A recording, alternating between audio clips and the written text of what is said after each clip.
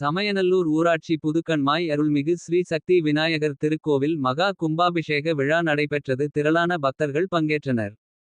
மதுரை மாவட்டம் சமயநல்லூர் ஊராட்சி புதுக்கண்மாய் ஸ்ரீ சக்தி விநாயகர் கோவில் மகா கும்பாபிஷேக விழா நடைபெற்றது.